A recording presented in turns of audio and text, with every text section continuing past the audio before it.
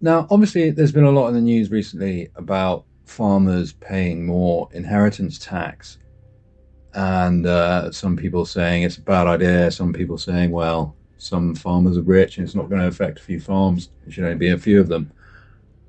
And whatever side of that divide you come down on, something I found out that is quite interesting is because obviously the UK has a lot of debt and the government finances aren't in a great situation. So it does need to find potential new forms of revenue. But what I found that was interesting is that the agricultural sector in the UK is worth basically at most about £8 billion a year. And the NGO or charities sector, which obviously generally doesn't pay any kind of corporation tax whatsoever, is actually is close to hundreds billions a year, which is so it's over 10 times the size of the agricultural sector. So you would have thought that if if you were the government, you might look to this sector to maybe provide you with maybe some new forms of revenue. I mean, some of these charities do pay like payroll tax and stuff like that, but they don't pay any income tax on the money they generate. And I'm sure a lot of people are going to say, well, they all do good things, so it's good that they don't have to pay any tax. What's also interesting is that obviously some of that income does itself come from the government. So the government makes a pretty large contribution to the charitable sector. And one of the reasons why, I mean, I'm so skeptical about all of this is I mean, most of us know how a lot of charities actually operate. Give me that, you stupid bitch. What a lovely charity event. I suppose you're all feeling pretty good about yourselves, hmm? What have you done? You've raised $300 by spending $500,000 on filet mignon and crystal glasses. Look at you. And many things that are registered as charities are not things that people would traditionally associate with charity. Like Charity does a lot of good work for charity, doesn't like to talk about it.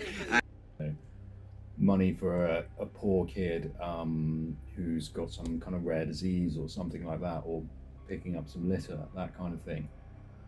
Obviously things like the Open Society Foundation, which is in control probably of about $25 billion, and as well in the UK, we've got the Tony Blair Foundation, which is one of many foundations that Tony Blair has set up, which reports an annual income of £145 million a year, I think, £1 million or $1 million, on which they pay no tax whatsoever. And you can see in their report that most of this money was spent on staff costs and shiny new headquarters.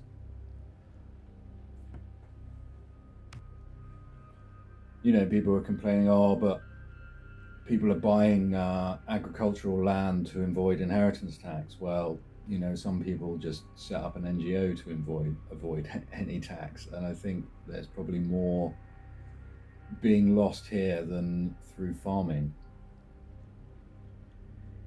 I'm pretty sure I remember a study that was done by a guy called Toby Ord, who I think was an Oxford professor.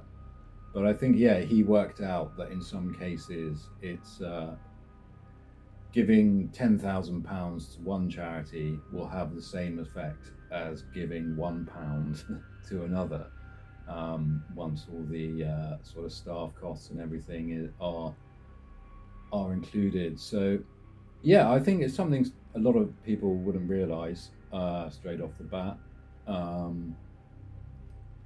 In terms of stocks this week, I think I'm going to go. There's two reports coming up this week. One for Gooch and Housego, which is a they make like laser sensor systems. So I think I'm going to go for that, and I think I might go for AJ Bell as well.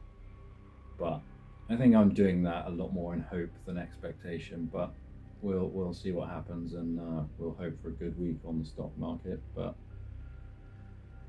yeah. And obviously, what a lot of this just comes down to is the classic friend-enemy distinction, which is that I think with the Labour Party in particular, and it's probably true with the Conservatives as well, they see the NGO sector as the friend, whereas they see the farmers as the enemy. Read into that what you will.